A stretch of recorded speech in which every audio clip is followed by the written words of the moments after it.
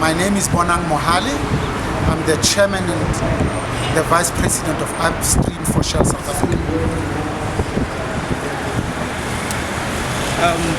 Yes, so my first question that I'd like to ask you is that as the chairman of Shell, why is it important to have an organization such as the CEO Sleep Out?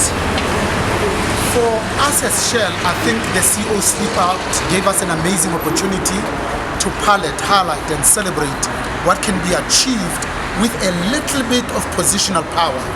We know that we are temporary occupants of the corridors of power, and the challenge we have is what can we do to improve the quality of lives of the majority of our people, especially those that are less fortunate than ourselves. So as a CEO, you are in a very privileged position where what you say gets amplified 10 times. What you do gets emulated and followed.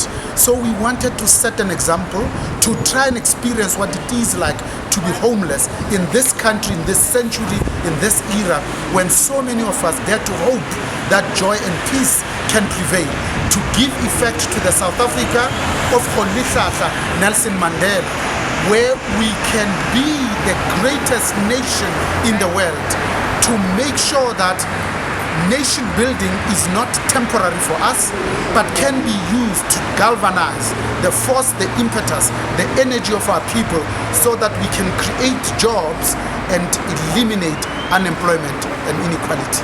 Sure. So why is it important for leaders to go through what the less fortunate go through? How does that shape you into becoming a great leader?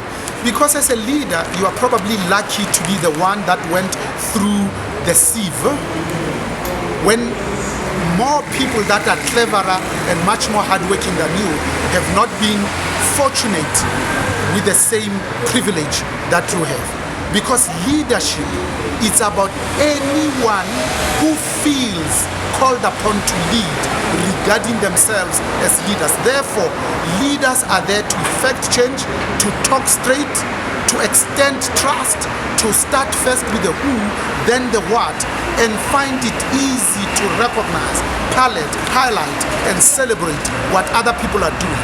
What we are called upon to do in South Africa today is to describe, to define, and shape our own new world. And that new world cannot be a world of poverty that has a black face, because all you have to do is to be born black, and the chances are you are going to be relegated to the informal settlements, and be born white, and your fate has been predetermined to live in the suburbs. So as leaders, it is our duty to bring a halt to this self-perpetuating vicious cycle of abject poverty.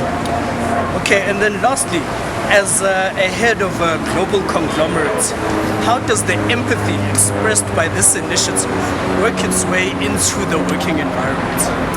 You know, the night I volunteered to sleep out, one of the coldest nights of the year, my whole organization rallied behind me.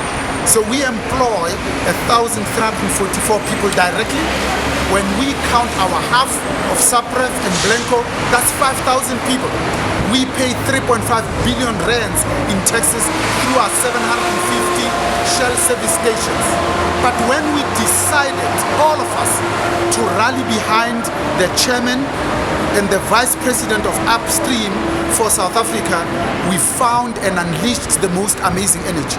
So we donated the 100,000 rand, but our people, out of their own free volition, went and found books in their libraries, in their aviaries. They found clothes and shoes. They found spectacles that they are no longer needing, and they made common cause with those that are less fortunate than us. They volunteered their own rands and cents and went into communities to start initiatives. We went to Orange Farm, Enkandla, Emondlo. We went to Egugule, to Langa and Nyanga in the Western Cape, and we found ourselves in the community, and again trying to bring effect to this notion of usefulness, of being change agents, and being that which we want to see tomorrow. Fantastic. Thank you very much.